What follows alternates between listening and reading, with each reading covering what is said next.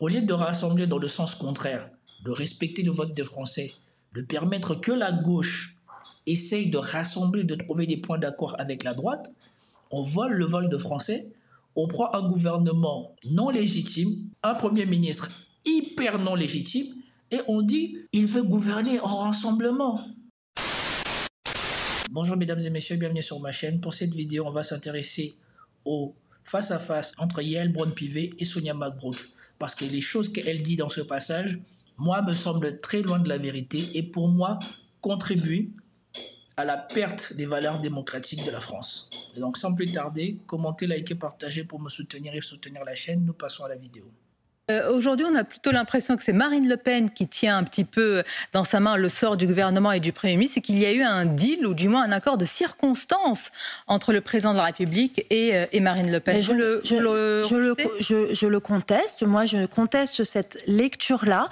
Je considère que si, par exemple, les socialistes travaillent avec nous pour pouvoir construire des solutions utiles aux Français, parlez-vous de eh bien, mais je parle de tout le monde. En fait, la question aujourd'hui, vous savez, moi, quand je me suis engagée en politique, je m'étais engagée justement en disant on va dépasser les clivages, on va se rassembler, les bonnes idées, peu importe d'où qu'elles viennent. Bien, les Français aujourd'hui, en tout cas, c'est ce qu'ils me disent dans la rue, à la foire de Châlons, quand je les ai rencontrés, c'est retroussez-vous les manches et répondez à nos difficultés. Et on sait quelles sont ces difficultés. Les déserts médicaux, la question de l'éducation, de l'ascenseur social, la protection de notre nation.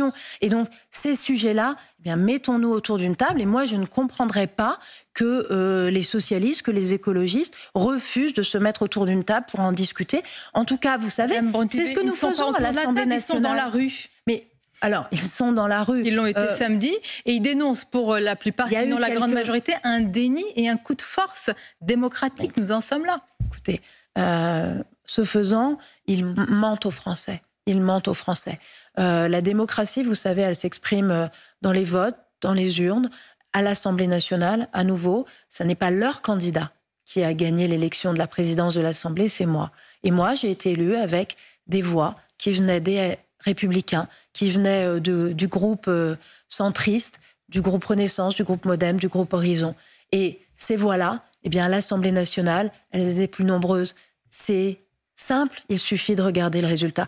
Donc ne parlons pas de démocratie parce que ça entraîne les Français sur une pente qui est dangereuse, je crois. Et moi, je tiens toujours un langage de vérité.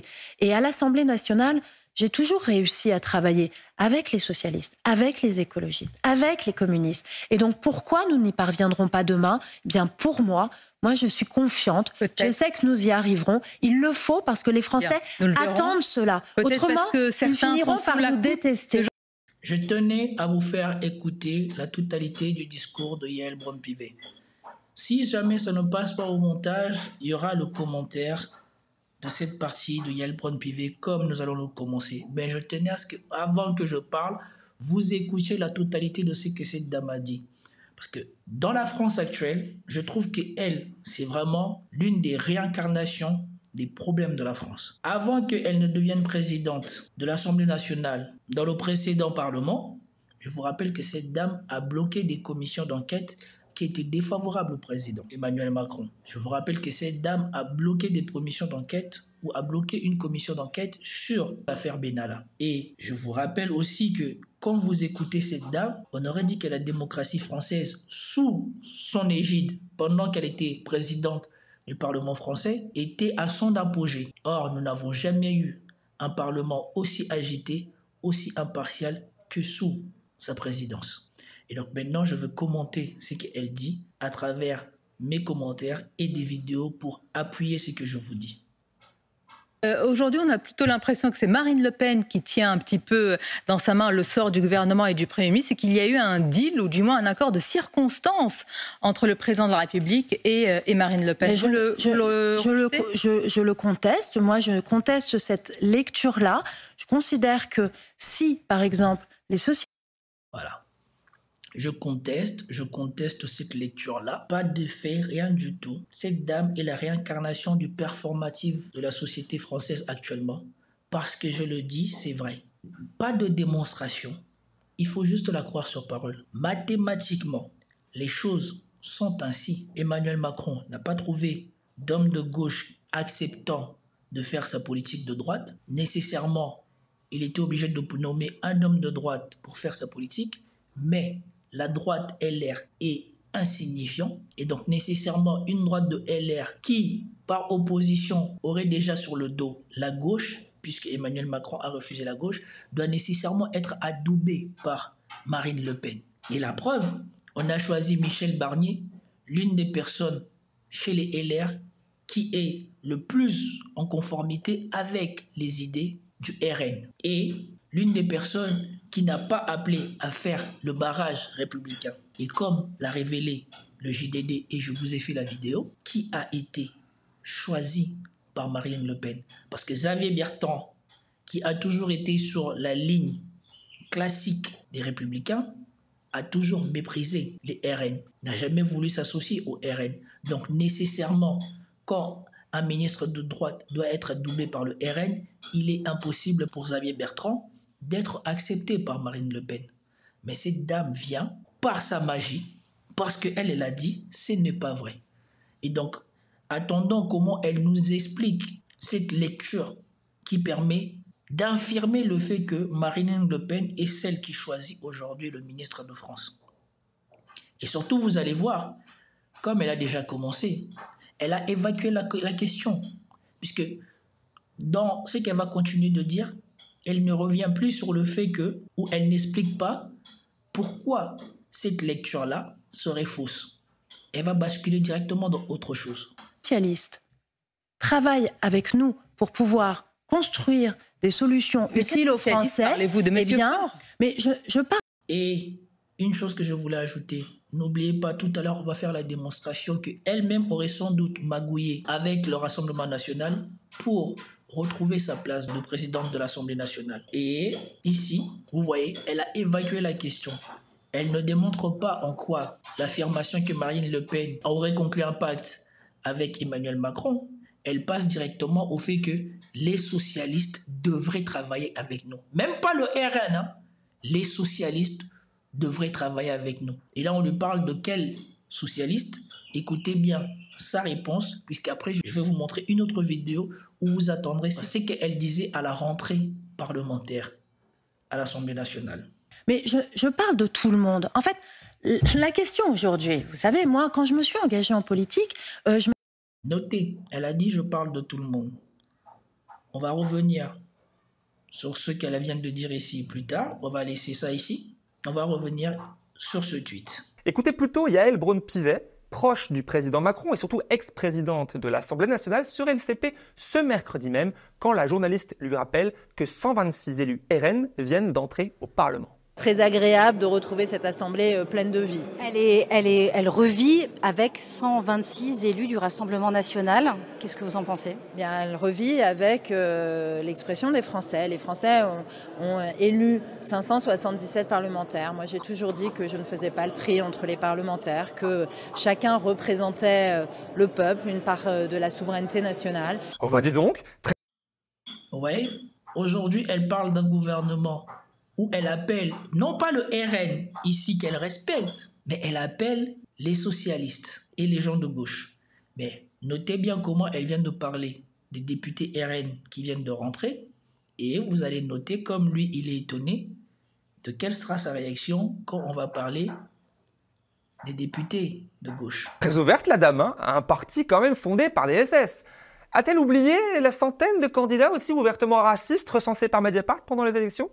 A l'inverse, et dans la même interview, questionnée sur la présence d'élus de gauche et les filles, la réaction est bien différente. Alors nous, on a été très clairs, en tout cas, nous, on ne gouvernera et on ne tolérera aucun gouvernement avec la France insoumise. C'est une position que nous avons exprimée et qui est sans aucune ambiguïté. Plutôt Hitler que le Front populaire, c'est ça. Voilà. Donc, on ne gouvernera pas avec la France insoumise. Maintenant qu'on a volé la légitimité du ministre par rapport au vote de Français, ça devient tous les gens de gauche sont les bienvenus. On incite les gens de gauche à rentrer dans le gouvernement pour que, quand ça sera la catastrophe en 2027, on dise que voilà, on n'a pas gouverné tout seul. Ils étaient là avec nous, ils ont joué le jeu. m'étais engagée justement en disant on va dépasser les clivages, on va se rassembler, les bonnes idées, peu importe d'où qu'elles viennent. Ah bon, les bonnes idées, peu importe d'où elles viennent. Vous voyez, 3 mois plus tard, les idées ont bien changé. Voilà pourquoi je vous dis que la mise en place de ces chaînes d'information, d'infos continues, c'est fait pour vous embrouiller. Parce qu'à l'époque où les journalistes ne faisaient pas du brouhaha avec l'information, mais sélectionner l'information la plus pertinente que les citoyens devaient savoir pour quand ils devraient se décider, ils auraient noté son incohérence par rapport à sa position quand à la rentrée parlementaire et par rapport à aujourd'hui. Et Sonia Mabrouk, si elle avait la mémoire assez longue, lui aurait rappelé ce qu'elle a dit à l'époque. Mais il y a tellement d'informations qui est diffusée tous les jours qu'il devient maintenant presque impossible sans une bonne préparation et surtout pour ceux qui ne veulent pas le faire, de bien faire leur travail. Puisqu'il est facile de justifier. Et il y a tellement d'informations. Sonia Mabrouk, c'est un assistant. L'assistant aurait pu lui mettre au courant de ce qu'elle a dit à l'époque facilement, puisque moi, je l'ai retrouvé facilement. Bien, les Français aujourd'hui, en tout cas, c'est ce qu'ils me disent dans la rue, à la foire de Châlons, quand je les ai rencontrés, c'est retroussez-vous les manches et répondez à nos difficultés. Et on sait quelles sont ces difficultés. Les déserts médicaux. On sait quelles sont ces difficultés, les déserts médicaux. Je vous rappelle que cette dame, elle est avec Macron depuis son premier mandat. Tout ce qui a été fait, elle en a été témoin, elle en est comptable. Quand on a, pendant le Covid, révélé qu'ils étaient en train de fermer des hôpitaux en même temps et qu'ils ont dit soi-disant qu'ils allaient arrêter, mais que derrière, ils ont continué, elle a toujours fait partie du gouvernement. Donc, comment pourrait-elle être la solution de ce qu'elle-même, elle a participé à créer ? La question de l'éducation, de l'ascenseur social. La question de l'éducation, de l'ascenseur social. La majorité de ces gens qui vous parlent s'en foutent de l'éducation de vos enfants. Leurs enfants sont dans des écoles privées. Et ce qui est définitivement sûr, la majorité d'entre eux n'en ont rien à faire de l'ascenseur social. L'ascenseur, elle monte au bon étage pour eux et leurs enfants. Et ça suffit pour eux. Alors, ne pensez même pas une seconde que ce dont elle vient vous parler là, elle pourra contribuer en quoi que ce soit à changer cela. La protection de notre nation. Et donc, ces sujets-là, eh bien, mettons-nous autour d'une table. Et moi, je ne comprendrais pas que les socialistes, que les écologistes refusent de se mettre autour d'une table pour en discuter. Ouais, la propagande de Ensemble, la propagande de Macron. Comment légitimer Michel Barnier? Aujourd'hui, ils ont volé le vote de Français.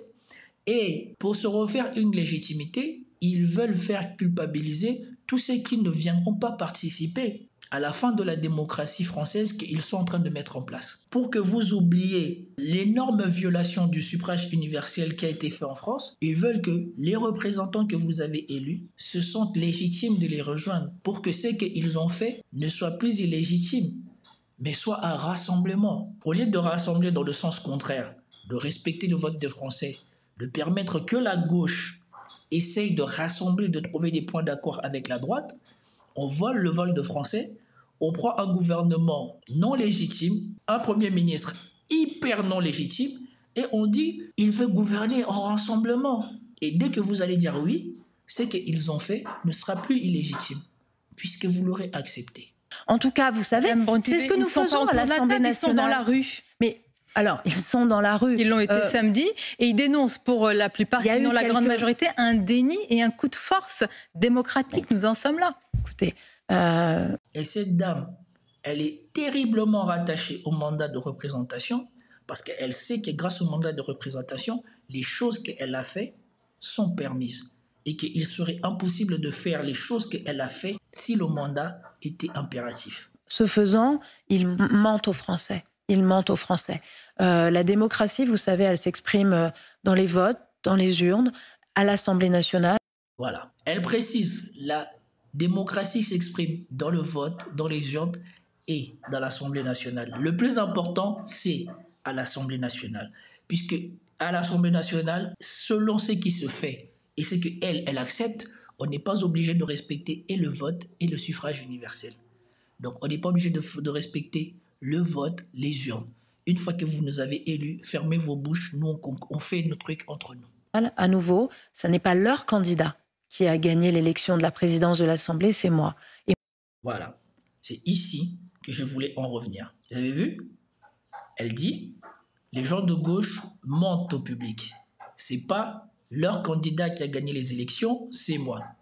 Écoutez ce qui se disait au soir du premier tour, après que son parti ait été sauvé par le barrage républicain, que le NFP a rendu possible en faisant un gros sacrifice pour que les gens de Ensemble soient élus. Et on rappelle encore ici que ceux qui ont le moins joué le barrage républicain sont les gens d'Ensemble qui se sont maintenus dans plus de triangulaires que les gens de NFP.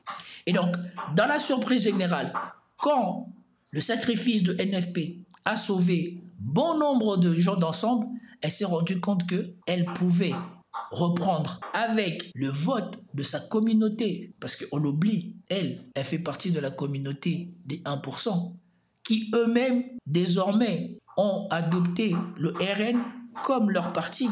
Et donc ici, on a eu une collusion avec cette dame incroyable. Écoutez, le 12 juillet, à peu près, vers, je ne me souviens plus, je crois c'est le soir du deuxième tour, écoutez ce qui se dit. Je ne veux pas faire de polémique inutile, vous savez, les familles politiques qui se divisent, je viens de la gauche, je connais, donc je ne vais pas donner la leçon. Par contre, il y a quelque chose qui m'inquiète sur l'état de notre République, parce qu'on en est tous là aussi, parce qu'il s'est passé dans le pays quelque chose de profond dans le sursaut républicain face à l'extrême droite. C'est que je lisais de la part d'un de vos confrères de BFM TV, donc forcément une bonne source, sur les réseaux sociaux il y a quelques instants, que dans cette réunion, Yaël Braun-Pivet, qui fut dans la précédente mandature présidente de l'Assemblée nationale, explique qu'elle peut obtenir avec le Rassemblement national une majorité pour redevenir présidente de l'Assemblée. J'espère que... Tiens, comment ça se fait? Yaël Braun-Pivet, elle appartient pas au troisième groupe des Républicains. Comment pourrait-elle rassembler autant de personnes? Comment pourrait-elle s'assurer d'avoir la majorité? Et en plus, comment avec le Rassemblement national? Le Rassemblement national que eux-mêmes, les Ensemble, ils ont appelé toute la France à voter contre. C'est des choses qu'on ne les rappelle pas. Sonia Mabrouk, elle sait ça. Elle ne les rappelle pas. Que dans les recadrages du président de la République. Après ce qui s'est passé dimanche dernier, après ce barrage républicain fait par les Françaises et les Français, il y aura quand même un petit retour à la raison, à la dignité républicaine pour que les macronistes ne succombent pas à cette tentation mortifère d'aller faire des coups de Trafalgar avec l'extrême droite pour se maintenir en poste au perchoir. Là, ce serait extrêmement grave. Et je crois que c'est ça aujourd'hui qui doit nous préoccuper. Et donc la question, je termine. Voilà. Les compromis à l'africaine ont laissé place aux compromis à la française. Et comme on sait que la plupart de l'élite africaine reproduisent ce que leur ont appris les élites occidentaux à l'époque coloniale, puisque si vous allez voir comment ça fonctionne, vous verrez qu'il y a un grand héritage qui est perpétué. On voit aujourd'hui d'où ça vient. On voit aujourd'hui que la France n'a jamais été une démocratie, que ces gens-là se sont battus pour le mandat représentatif pour faire ce genre de choses. Une fois que vous les élisez, eux, maintenant, magouillent entre eux. Est-ce que... Oui, précision de Thomas et après on vous entendra. C'est qu'elle fait campagne. Allez-y Thomas. C'est que Yaël Braun-Pivet dit « Je souhaite et je pense être réélue à la présidence de l'Assemblée » sans dire la même phrase grâce aux voix du RN, même si c'est supposé, mais elle ne le dit pas. C'est mon interprétation. Et elle dit, contrairement à d'autres, il faut laisser des postes au RN comme aujourd'hui, il ne faut pas faire... Oui.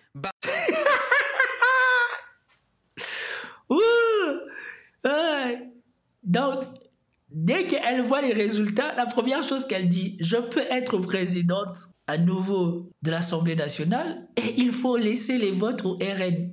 Alors qu'on vient de faire barrage au RN pour le barrage républicain. Ah, mais c'est tellement gros. Non, c'est grave. Barrage au RN, oui. C'était mon deuxième point. Donc le premier point, c'est quand même, il faut là que la Macronie sache si elle est encore dans l'arc républicain ou pas. J'espère que oui, je pense que oui. Tout de même. Démontré. Quand même. La loi immigration l'a pas démontré. Deuxième point, nous avons fait une proposition avec la présidente de mon groupe, Cyrielle Châtelain. C'est front républicain à l'Assemblée nationale. C'est-à-dire qu'on n'accepte pas que l'extrême droite, qu'on soit fidèle au barrage des Français, que l'extrême droite acquiert des positions de direction dans l'Assemblée nationale. Nous l'avions proposé il y a 2 ans. Le contexte nous a donné raison et légitime encore que nous le fassions aujourd'hui. Et donc, chacun est face à ses responsabilités. Et je le dis qu'on ne me parle pas de proportionnel et de représentation. Les Allemands qui ont un système proportionnel ont exclu l'AfD, le parti d'extrême droite chez eux, des représentations à l'Assemblée nationale et des vice-présidences. Donc, juste pour vous rappeler le contexte, ok? Ça, ce qui a été constaté au soir des résultats des législatives, la dame, elle était déjà en train de se projeter sur comment elle va récupérer la présidence. En allant faire des magouilles derrière le dos des Français. Regardez, Cette dame, le 21 juin, elle était déjà en train de faire campagne. Donc s'il y a bien une personne qui a étudié toutes les possibilités pour reprendre sa place, parce que la place est bonne, c'est elle. Écoutez ce qu'elle disait. Dans l'optique d'une coalition républicaine, et je vous pose ma question, est-ce que devenir une femme première ministre, vous y seriez prête? Et moi, à nouveau, je souhaite redevenir présidente de l'Assemblée nationale. C'est là que je suis la plus utile pour les parlementaires, mais la plus utile pour les Français. Et j'ai réussi à nouer aussi, et je crois que c'est important, un lien étroit avec le président du Sénat. Et nous deux, nous avons constitué... Donc, moi, je n'ai pas vu où est-ce qu'elle a eu une présidence bonne en tant que présidente de l'Assemblée nationale, puisque vous n'avez qu'à taper son nom sur YouTube et vous allez voir le nombre de vidéos qui montrent sa partialité pendant sa présidence de l'Assemblée nationale. Et une force qui s'est exprimée notamment lorsque nous avons appelé à marcher le 12 novembre dernier pour la République et contre l'antisémitisme. Et je crois que les Français ont besoin d'un Parlement qui soit un Parlement républicain.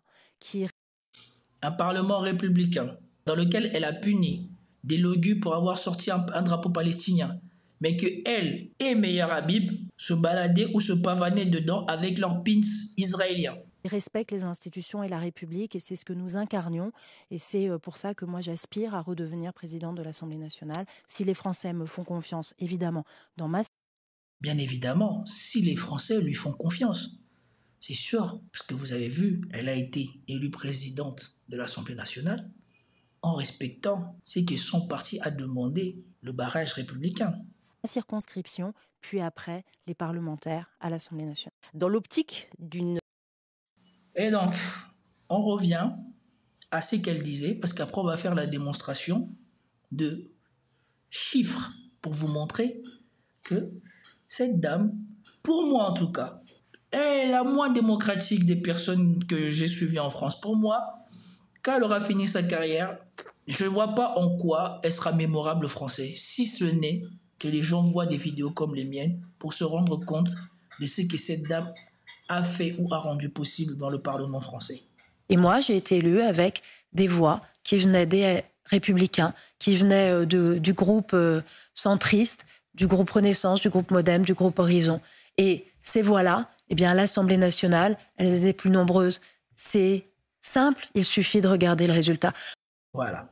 Je pense que quand les gens ne sont pas forts en mathématiques ou en dynamique, ils se sentent légitimes à dire des énormités. On va rentrer sur le Twitter de l'Assemblée nationale.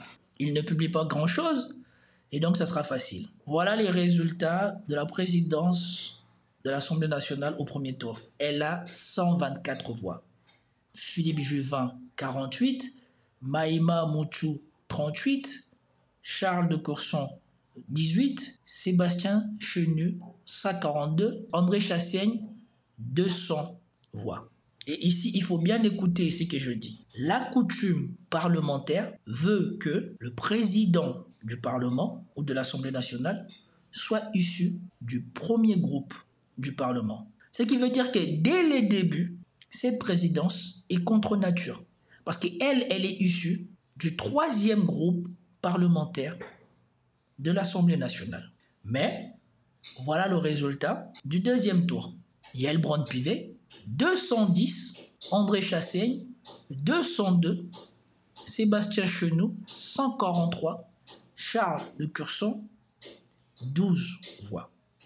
C'est ici qu'on peut déduire qu'il y a un pacte entre le RN avec le maintien en place de la candidature perdante depuis le départ de Sébastien Chenu pour que tous les voix de droite se rassemblent autour de Yael Braun-Pivet, ce qui déjà en soi est une trahison du pacte républicain, parce que la majorité de ces députés qui lui donnent leur voix, s'ils sont là, en bonne partie, c'est parce que le groupe dont est issu André Chassaigne a sacrifié des députés pour qu'ils se retrouvent dans l'Assemblée nationale. Ensuite, le maintien d'André Chassaigne fait que les voix du Rassemblement national, plutôt que de respecter l'esprit des institutions comme viendrait le réclamer Marine Le Pen au soir des résultats des vice-présidences de l'Assemblée nationale, comme par hasard, avant même qu'il y ait cette élection, Yael Braun-Pivet disait qu'elle peut redevenir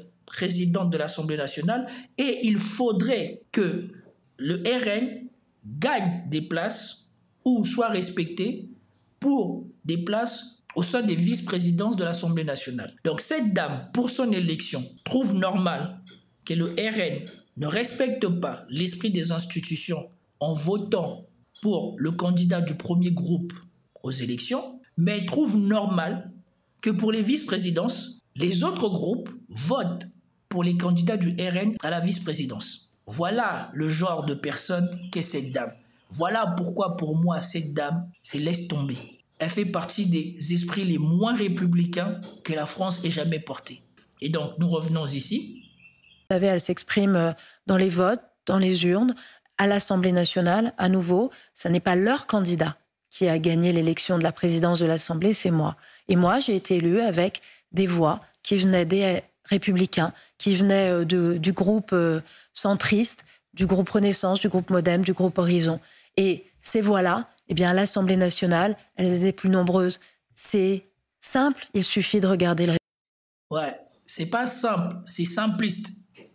Puisque les résultats n'indiquent pas le comment et le pourquoi. Et c'est bien ça le problème qu'on retrouve dans la France d'aujourd'hui et surtout dans des gens qui se permettent d'être les leaders de la France d'aujourd'hui. Ils sont tellement dans la magouille qu'ils évitent de dire le pourquoi et le comment. Ils se contentent du résultat, soit pour se plaindre, soit pour se congratuler. Résultat.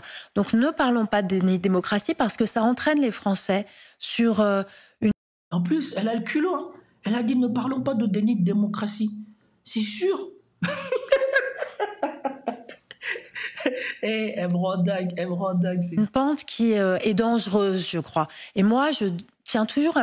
Ben bien sûr, c'est dangereux. Que les Français ouvrent les yeux sur les magouilles que vous faites. Ah ben bien sûr que c'est dangereux. Puisqu'ils ne voudront plus voter pour vous. C'est ça qui est dangereux. Que vous n'ayez plus accès à la soupe, que vous n'ayez plus accès à tout cet argent et à tous ces privilèges. Oh, c'est ballot. Un langage de vérité. Et à l'Assemblée nationale, j'ai toujours réussi à travailler avec les socialistes, avec les écologistes, avec les communistes. Et donc, pourquoi nous n'y parviendrons pas demain ? Eh bien, pour moi, je suis confiante. Je sais que nous y arriverons. Il le faut parce que les Français... Bien.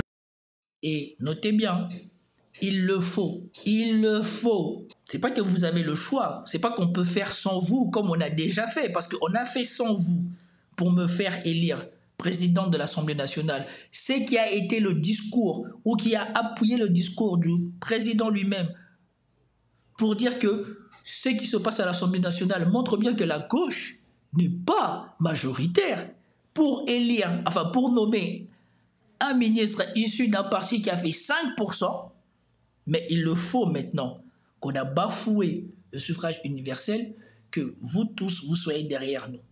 Parce que c'est nécessaire. Il n'était pas nécessaire qu'on prenne compte de vous pour décider, mais maintenant qu'on a décidé, il est nécessaire que vous vous pliez à ce qu'on a décidé pour vous.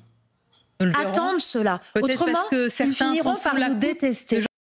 Et ce que je déteste, c'est qu'ici, Sonia Mabrouk semble introduire l'idée. Peut-être parce que certains sont sous la coupe. Vous pensez la coupe de qui? Je vous laisse deviner. Donc, c'était tout pour cette vidéo. J'espère que vous avez apprécié. Si vous avez apprécié, commentez, likez, partagez. Et dites-moi qu'est-ce que vous pensez, vous, de la présidente de l'Assemblée nationale. Représente-t-elle l'esprit républicain de ce pays ou fait-elle partie de l'une des pires personnes qui bafouent cet esprit républicain? Peace out.